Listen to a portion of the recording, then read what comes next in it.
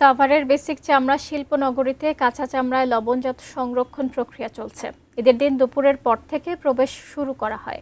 এ প্রক্রিয়া আরও একদিন চলবে। হেমায়তপুর চামড়া শিল্পনগরী থেকে বিস্তারিত জানাচ্ছেন প্রতিনিধি কামরুজ্জামান।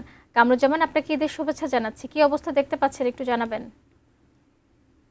শাকিলা, আপনাকেও ঈদের শুভেচ্ছা। আমি এই মুহূর্তে রয়েছি যে সাভারের যে বিসিক নগরী শিল্পনগরী চামড়া শিল্পনগরীতে আছি।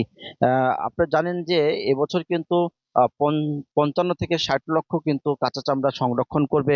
সেই লক্ষ্যমাত্রা নিয়েই কিন্তু আসলে এবার কিন্তু নেমেছে সরকার। সেই সুবাদে প্রতিটা ফ্যাক্টরির কারখানার যারা মালিক তারা কিন্তু এর মধ্যে চামড়া তারা কিন্তু সংরক্ষণ করা শুরু করেছে, লবণজাত প্রক্রিয়াকরণ শুরু করেছে। গতকাল দুপুরের পর থেকেই কিন্তু চামড়া আসতে শুরু করেছে শিল্পনগরীতে। এছাড়াও কিন্তু বিভিন্ন জায়গাতে যে দেরি করে আসাতে কিন্তু আমরা মালিক পক্ষ আমাদেরকে জানিয়েছে গতকাল থেকে আজ পর্যন্ত যে চামড়া দেরি করে আসায় সেটি কিন্তু আসলে এই চামড়ার বেশিরভাগই কিন্তু প্রায় 30% চামড়া তারা কিন্তু এর মধ্যে নষ্ট বলে আমাদেরকে জানিয়েছে।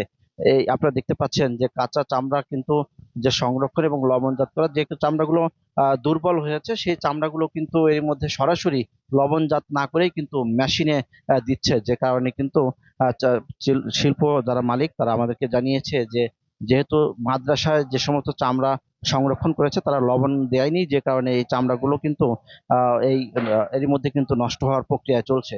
তো সবকিছু মিলে আমাদেরকে আরো জানিয়েছে যে যে সমস্ত চামড়া আহ, এই শিল্প আসলে যেই গরুগুলো আসলে ফিট খাওয়া গরু, সেই গরু ফিট খাওয়া গরুর যে চামড়াগুলো সেটা অল্প সময়ের মধ্যে কিন্তু সেটি দ্রুত সংরক্ষণ না করলে চামড়া নষ্ট হয়ে যায় বলে আমাদেরকে জানিয়েছে। তো এই যে এই চামড়া যে প্রক্রিয়াজাতকরণ কিন্তু চলছে এবং এই শিল্পনগরীতে এই মাত্র এরই মধ্যে কিন্তু আমরা জানতে পেরেছি প্রায় 4.5 লক্ষর বেশি চামড়া কিন্তু ঢুকেছে, আরো চামড়া কিন্তু আগামীকাল পর্যন্ত এই চামড়া ঢুকবে।